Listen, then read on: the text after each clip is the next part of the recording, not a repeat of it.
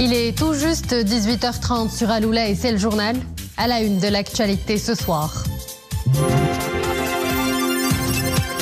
Nous reviendrons sur l'événement phare de la semaine illustré par la visite de travail du chef du gouvernement espagnol au Maroc et l'audience que lui a accordée Sa Majesté le roi Mohamed VI mercredi au Palais Royal de Rabat et les entretiens qu'il a eus avec des responsables marocains.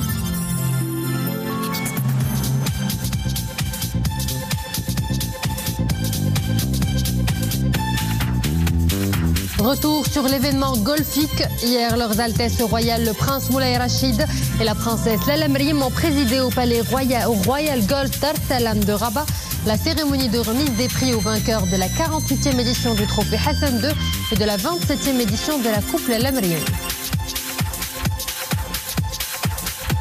Le musée Mohamed VI d'art moderne et contemporain de Rabat accueille une nouvelle exposition.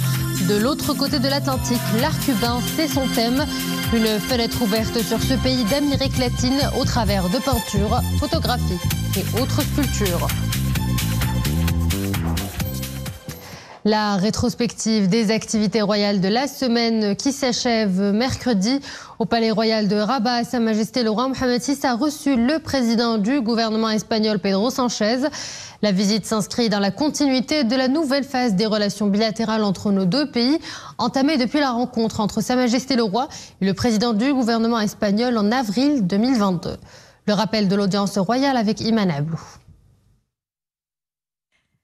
Cette visite s'inscrit dans la continuité de la nouvelle phase des relations bilatérales, entamée depuis la rencontre entre Sa Majesté le Roi et le président du gouvernement espagnol en avril 2022 et l'adoption à cette occasion de la déclaration conjointe entre les deux pays. Cette nouvelle dynamique se déploie de manière satisfaisante. Elle est marquée par le renforcement de la coopération, de la coordination et du partenariat dans tous les domaines, sur la base des principes de la confiance, du respect mutuel, de l'ambition, du bon voisinage et du respect des engagements. À l'occasion de cette audience, le président du gouvernement espagnol a réitéré à Sa Majesté le Roi la position de l'Espagne contenue dans la déclaration conjointe d'avril 2022, considérant l'initiative marocaine d'autonomie comme la base la plus sérieuse, réaliste et crédible pour la résolution de ce différend. Sa Majesté le Roi a remercié l'Espagne pour cette nouvelle position constructive et importante. Sa Majesté le Roi et son Excellence, Monsieur Pedro Sánchez, ont souligné les perspectives uniques de coopération qui s'ouvrent aux deux pays voisins. L'organisation conjointe avec le Portugal de la Coupe du Monde de football 2030 constitue un levier supplémentaire de renforcement des relations bilatérales.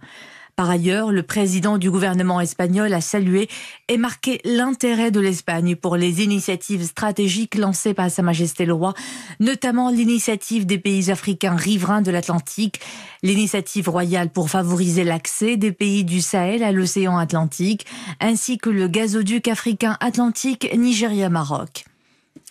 Ont assisté à cette audience du côté espagnol M. José Manuel Alvarez, ministre des Affaires étrangères de l'Union européenne et de la coopération, Madame Emma Aparici, secrétaire générale des Affaires étrangères à la présidence du gouvernement. Et du côté marocain, M. Fouad Ali Himma, conseiller de Sa Majesté le Roi, et M. Nasser Bourreta, ministre des Affaires étrangères, de la coopération africaine et des Marocains résidant à l'étranger.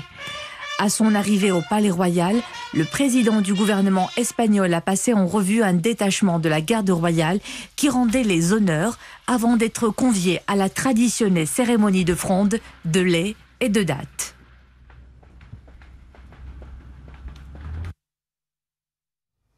L'événement de la semaine, c'était donc la visite du travail du président du gouvernement espagnol au Maroc.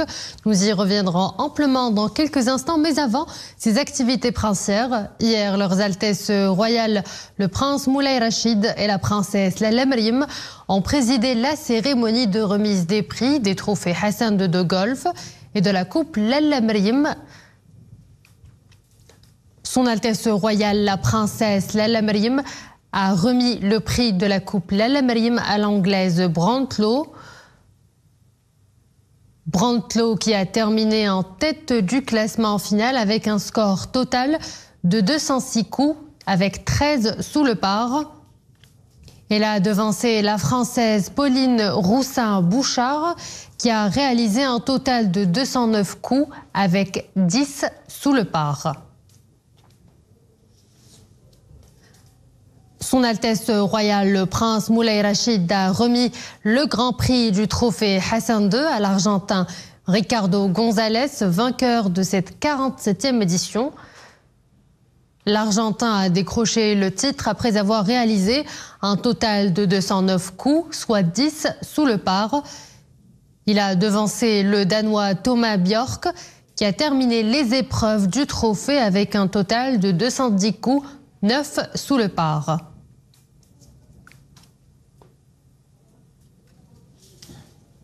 La troisième place est revenue ex aequo aux Coréens Yang Jong-un et l'Australien Mark Hensby, qui ont réalisé chacun un score total de 212 coups, 7 sous le par.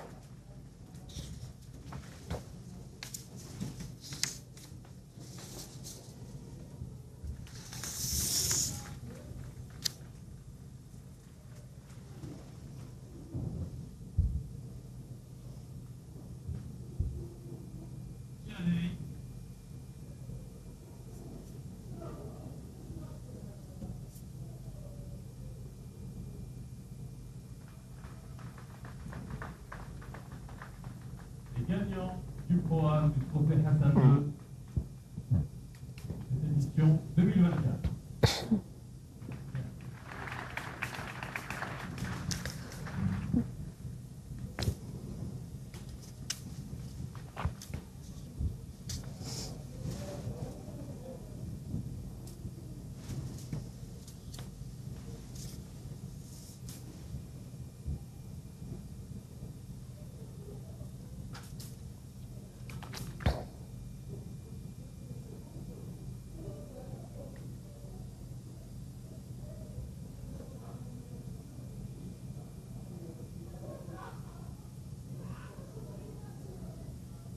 Place au décryptage de l'actualité de la semaine avec professeur Mostafa Shimi, professeur de droit et politologue. Bonsoir. Bonsoir.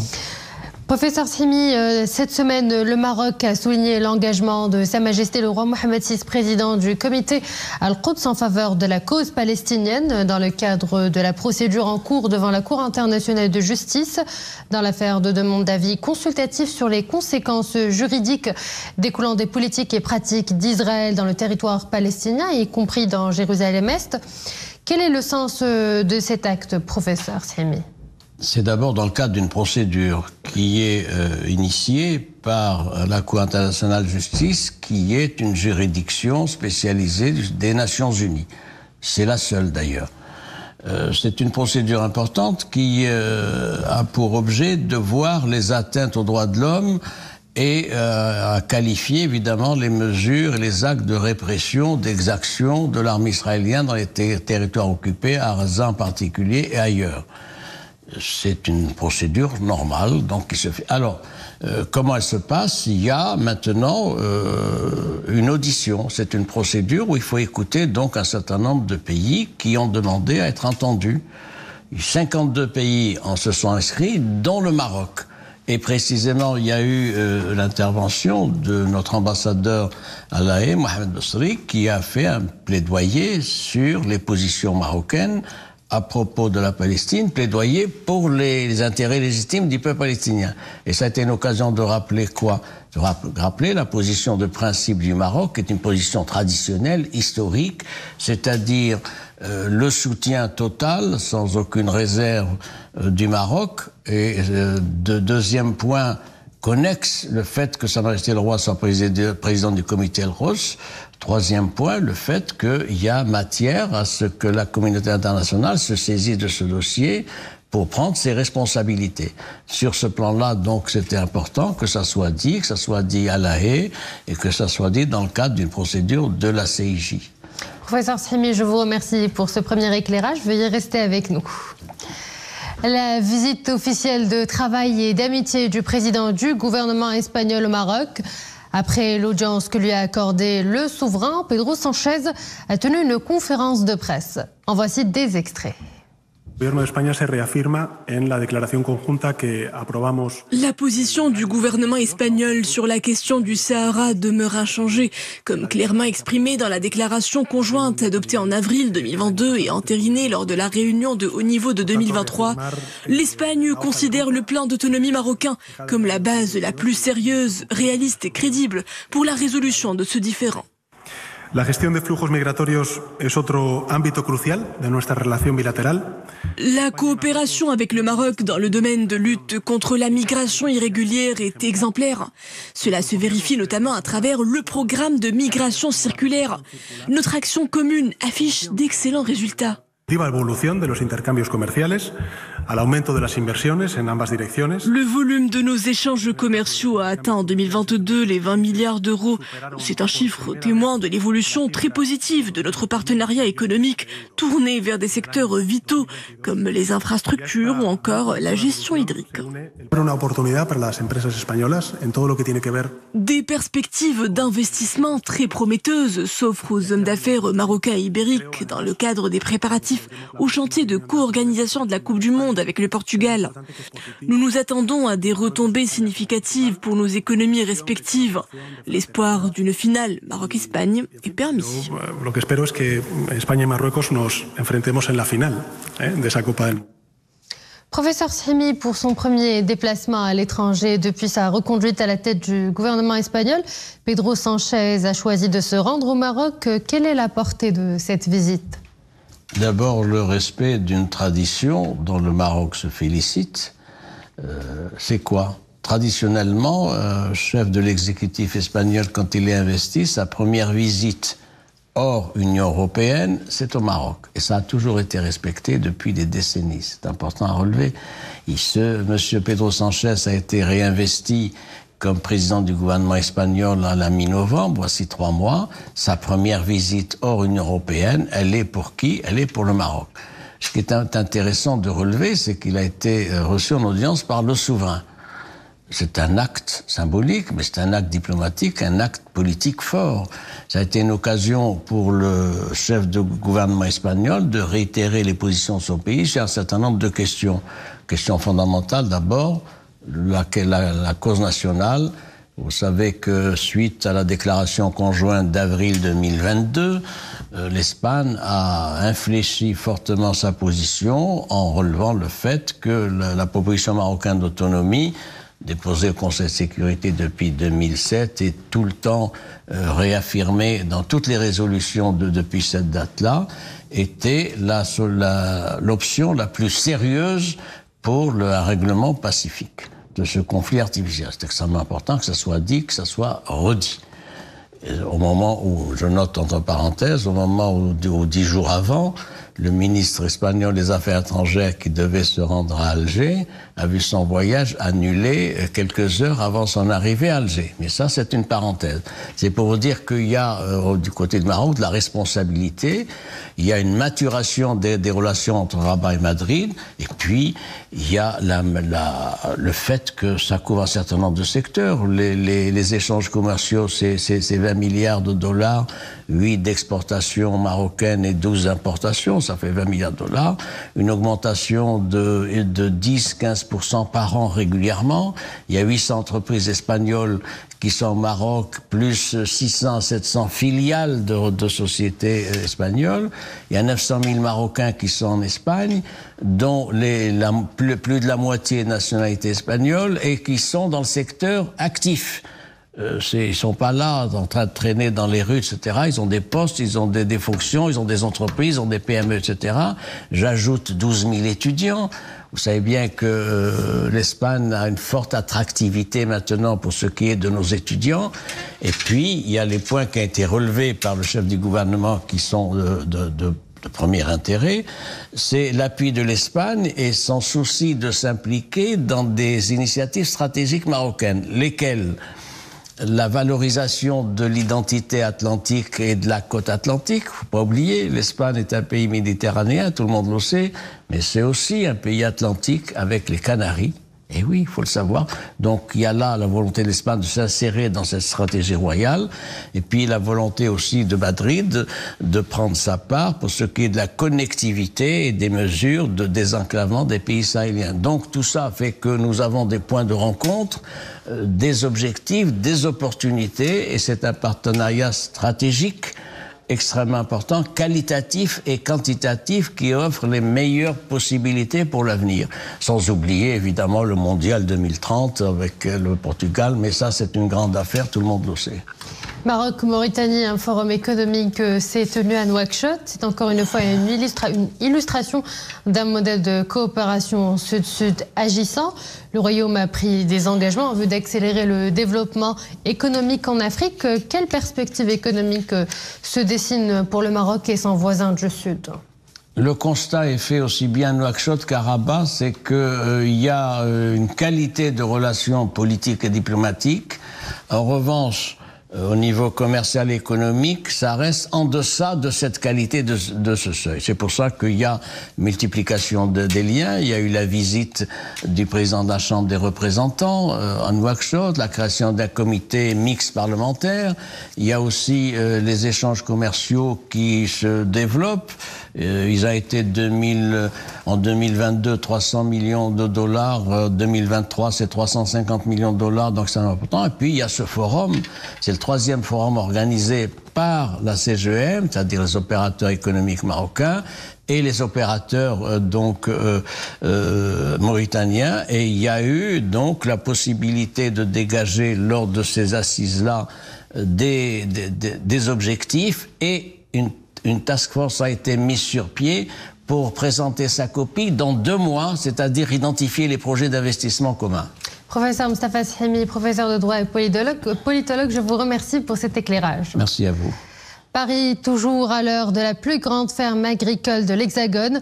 Les produits du terroir marocain sont présents en force derrière ces stands qui se démarquent, des femmes productrices résilientes et battantes qui ont su avant tout pérenniser leur activité dans un contexte climatique particulier.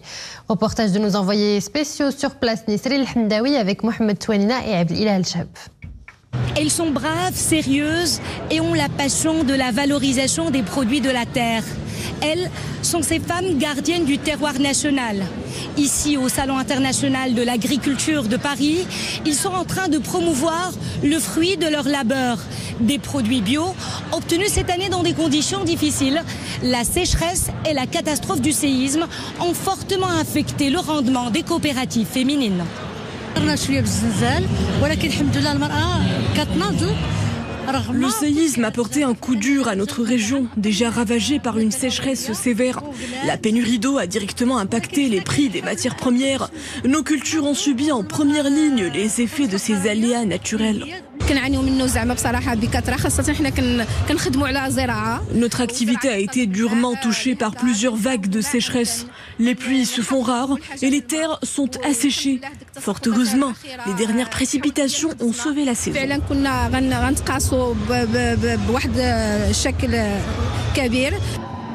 Fort heureusement, ces femmes productrices ont le mérite de faire preuve de résilience, principalement face au manque de précipitations. Parmi nos initiatives de résilience face au changement climatique, des puits collectifs sont construits. Chacune de ces sources d'eau durable approvisionne 35 familles, soit 140 habitants. Avec un système de pompage à base d'énergie solaire, ce qui permet une gestion rationalisée de l'eau. En tant que femmes productrices de la région de Barchid, nous avons pensé à introduire des cultures alternatives, comme par exemple le quinoa. Cette légumineuse est reconnue pour sa résistance à la sécheresse étant donné sa faible consommation en eau. Aujourd'hui, les efforts de cette force féminine finissent par payer. Safran, huile d'argan, plantes aromatiques et bien d'autres produits du terroir trouvent preneurs au Salon international de l'agriculture de Paris. Je voulais du thé à la menthe et donc du coup je suis venue chercher du thé à la menthe. Je les respecte beaucoup et je trouve qu'elles ont beaucoup de courage et que c'est bien qu'ils continuent malgré toutes les épreuves qu'ils ont eues, à s'en sortir et essayer d'y arriver. Les coopératives féminines constituent le pilier de l'économie solidaire. Notre rôle est d'encourager ces structures qui nous offrent des produits de qualité à des prix très abordables. L'économie solidaire a visiblement de beaux jours devant elle, grâce à ses productrices aux mains vertes, mais aussi grâce au soutien de professionnels du secteur, femmes et hommes, qui œuvrent dans l'ombre à hisser le terroir marocain au firmament international. De l'art pour clore ce journal avec cette nouvelle exposition inaugurée au musée Mohamed VI d'art moderne et contemporain de Rabat. De l'autre côté de l'Atlantique, l'art cubain, c'est son thème. Regardez. C'est l'un des peintres cubains les plus connus à l'international et l'un des artistes majeurs du XXe siècle, le peintre Wilfredo Lam. Ses œuvres classées au patrimoine culturel cubain ont été réalisées entre 1936 et 1958. Elles sont exposées aujourd'hui au musée Mohamed VI d'art moderne et contemporain de Rabat. Une ouverture sur la richesse et la diversité du patrimoine artistique cubain.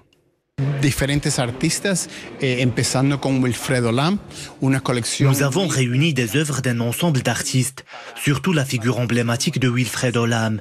Cette exposition présente un ensemble de 44 pièces de ses productions. Nous avons des artistes des années 50 et d'autres contemporains, ce qui montre l'évolution de l'art cubain dans différents aspects, technologiques, politiques et religieux, à travers différentes époques. La deuxième section de cette exposition aborde quelques expressions de l'abstraction cubaine dans les années 50 à travers le regard de deux protagonistes du groupe des Concrets. La dernière section revisite quelques aspects des arts visuels cubains les plus récents qui ont fait leur apparition depuis la fin du XXe siècle. This is a center that organize an international event called... Je suis ravi d'être à Rabat pour cette exposition. C'est l'occasion de donner un aperçu général sur l'évolution de l'art cubain. C'est ce que j'appellerais la diplomatie culturelle, parce que vous voyez très bien qu'on n'a pas que vers l'Europe, mais c'est aussi l'Afrique, c'est aussi maintenant Cuba, bientôt l'Amérique. Cette exposition collective entend offrir une fenêtre sur Cuba et les Caraïbes et proposer une variété de conceptions, présentant écho du passé et aspiration du présent, à travers des peintures, photographies, sculptures, installations et vidéos. Et voilà, nous arrivons à la fin de cette édition. Merci à vous de l'avoir suivi. Excellent site des programmes sur Al-Oula.